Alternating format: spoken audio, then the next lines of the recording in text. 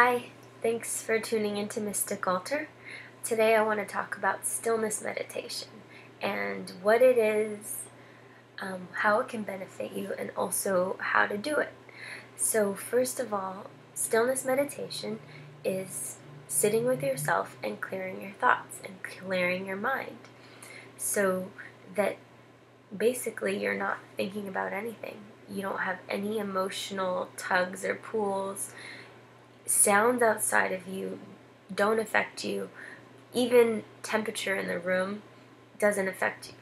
And so your mind is able to completely relax. It differs from other forms of meditation because in other forms of meditation you'll find a focus, like say focusing on your heart or focusing on strength or calmness or focusing on things like that. But in stillness meditation, you might use techniques to get to the clear mind, but those techniques aren't the focus of the meditation. So you might start by thinking of a flower blooming, but that's not going to be the focus of the meditation. That's just a technique to get you to be able to get into the stillness meditation. And how it can benefit you is that it allows you to access your subconscious without having to hear your critical mind. Your critical mind, way back when, was used most efficiently to find out when you were in danger. Like say a lion's coming after you and you need to run. You need to do the fight or flight.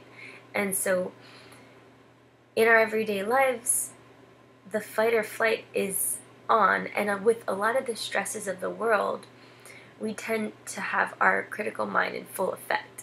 And when that happens, our ego becomes in control of us. And so we might find ourselves being judgmental, judging ourselves and judging other people, or making irrational decisions based on that hyperactive fight or flight. And the rational brain isn't as able as it could be if you were to also be able to be calm in those situations so you could make the right decision as to whether you should fight or flight, or maybe just stay calm and whatever's happening doesn't even matter and it shouldn't affect you the way that you think that it should. And it is important to have the critical mind for sure, because why would it be there if it wasn't important? But the thing is, you don't have to torture yourself with stress, anxiety, worry, depression. You don't have to torture yourself with all of these negative side effects of the fight or flight. And so that's why I think stillness meditation is important, because it allows you time to relax and to be a calm warrior in the face of danger, or what you perceive as danger. Maybe it's you're trying to do well in school, and your critical mind is telling you that you might fail, or that it's going to be too hard, or that what if this or what if that, and it could be all these negative things. All of your fears could be controlled by that anxiety, and it's just not worth it. It's a waste of thought. It's a waste of time when you could be having hopeful thoughts and hopeful, strong sources of energy to feed off of, instead of those negative sources of energy that are just basically a waste of time. And so with the stillness meditation, you come to a place of complete bliss and relaxation. And in that, you access your subconscious mind, and your subconscious mind does all the work. You don't have to do anything. You just have to sit there and relax. And so basically how you do stillness meditation is that you find a comfortable place to relax, somewhere safe, somewhere that you feel that no one's going to bother you. I mean, there may be outside noises, but that could be part of the practice, because that's what it is. It's a practice. And so when you're doing it the first time around, you might not have a full 20 minutes of a clear mind and clear thoughts and the ability to release everything. But that's the point, is that you're practicing. So even in those first, even if it only is 5 minutes of clear mind, or throughout it you get interjections of thoughts and stuff, that's okay. Just embrace them and then let them go. It's not a big deal. So getting into the stillness, what you want to do is find a place to sit down. Find maybe a pillow or a blanket, or on your bed, or somewhere comfortable, because sometimes sitting in that position for a long time can be a little bit rough on the ankles and the knees. So you want to find a place that you can feel comfortable for a while. And maybe you want to light a candle, because then you can focus on the flame. And a flame is a great way to gain access to your theta or alpha state of consciousness, because in that state of when you're staring at the flame, the fire, you're only focusing on that. And, well, I mean, that's if you're only focusing on that, but use it as a tool to only focus on the flame, because it really, unless of course flames trigger you in some way, but really when you're staring at it, you have no real thoughts that are interjecting. You know, when you're at a campfire with your friends and you're staring into the fire, it's very hypnotic. Also, smoke is very hypnotic. So if you want to light some incense and stare at the smoke as well, that's another great way to get yourself into a trance or a meditation. Also, another thing that will work in this dimension, in this physical reality, is looking straight ahead of you at a point on the wall.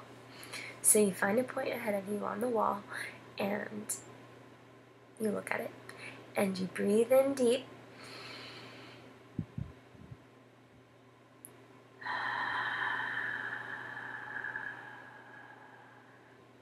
and just release. Let it all out.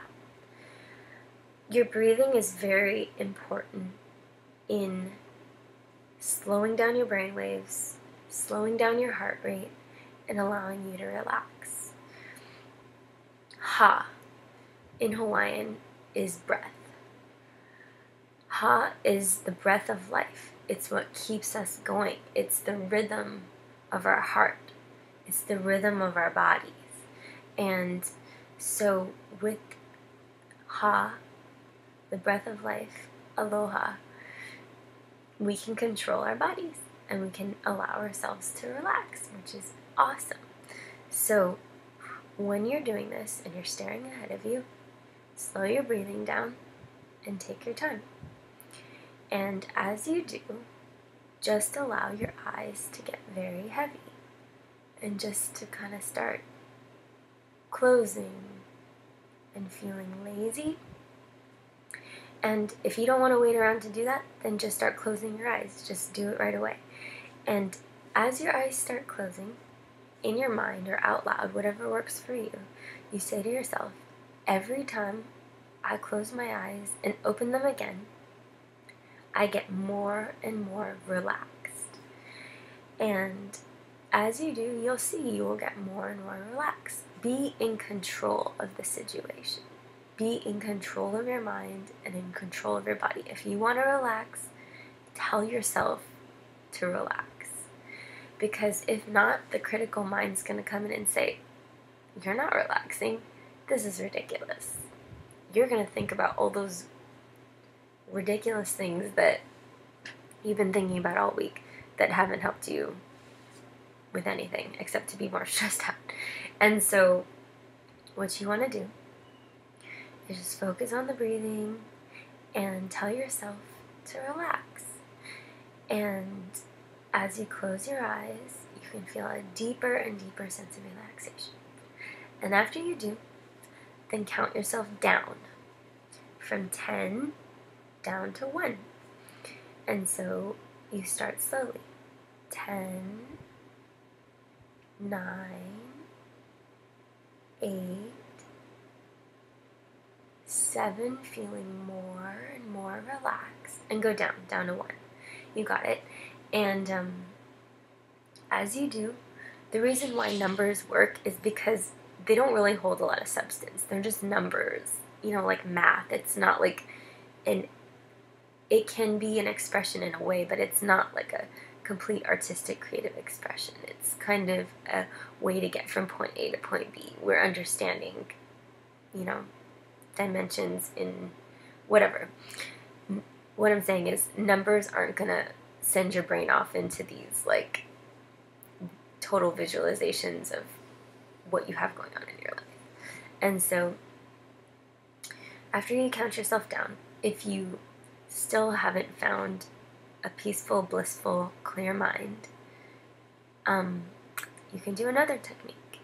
You can start to think about, focus on a symbol that means something to you, something that you want to work on. Like say you want to feel more confident, or you want to feel more grounded or more loved. You focus on a symbol that represents that to you. So if you want to focus on love, you can focus on your heart. You can focus on your heart beating. You can focus on white light energy around your heart. If you want to focus on being more grounded, then you can dig a hole, plant a seed, watch the tree grow, maybe some rain coming down on the tree. Whatever you want. Really, it doesn't matter.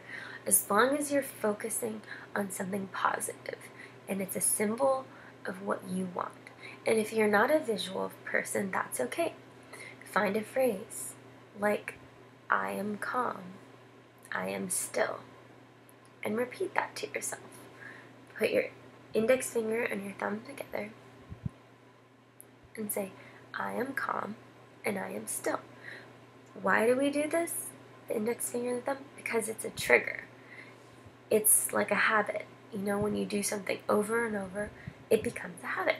And so that's why we put our thumb and index finger together when we say these things, because it's a trigger.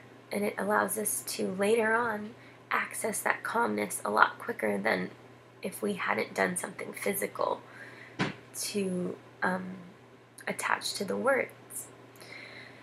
And so now you're visualizing whatever you want to visualize, or you're saying the phrase that you want, or experiencing a sensation that you want to feel.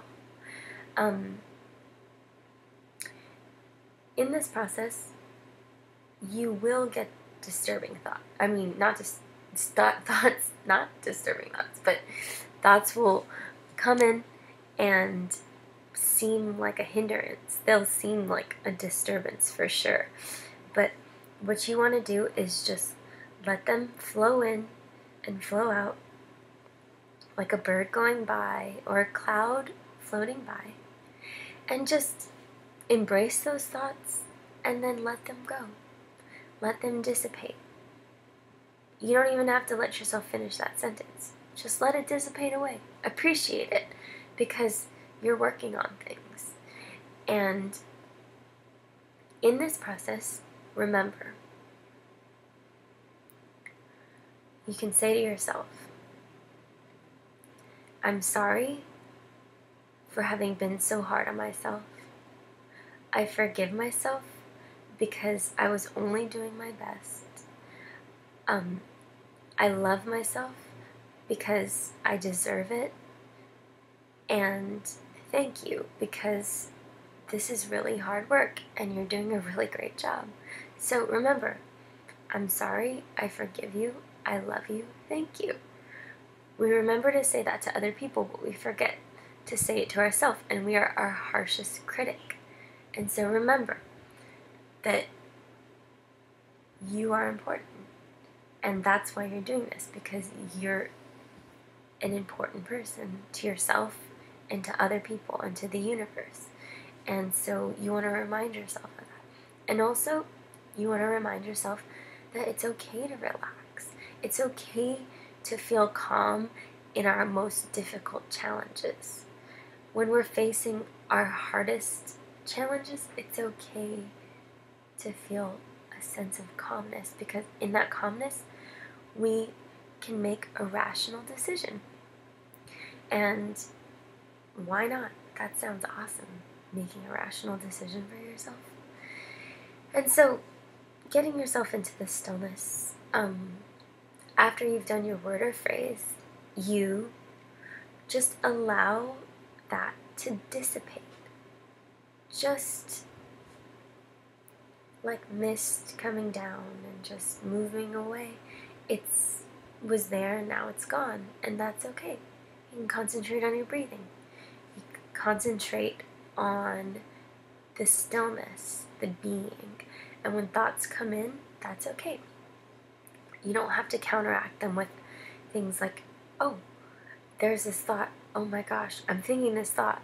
I better not think this thought. Just don't overthink it. It's fine. You're doing a great job. Keep it up. And so you might want to set an alarm, maybe like an alarm that has not so obnoxious of a ring to it. And set it for 20 minutes. And in those 20 minutes, you might get up, you might change the music. That's another thing. You can put some music on. Make sure it doesn't have any words. Something like meditation music off of YouTube. That's great. But yeah, don't be hard on yourself. It's gonna be it's gonna be a challenge. That's why it's a practice. And so if you get up, that's fine. If you move around, great. If you need to rub your shoulder, that's totally awesome. Do that, because what it is, it's about you feeling comfortable. And it's about the journey, individual journey, and how you're gonna get to the stillness. Your ultimate achievement is to have a clear mind. And so with the clear mind, your subconscious can take over and it can work things out for you without you having to worry about it and criticize it. And so I hope that this video helps you to find complete relaxation and comfort in yourself, and to access your inner wisdom and creativity, and to get those mental blocks out of the way. Because your mind and your body are integrated. And whatever your mind perceives, your body achieves. Whatever you want in your mind, you can have in the physical world. Of course, be ethical, and of course, be realistic. I'm not saying like you can grow a pair of wings and fly, but I'm also saying maybe you could. I don't know. A lot of crazy stuff and a lot of interesting things happen in the world is what I meant to say. But yes, so I hope that this helps you, and thanks.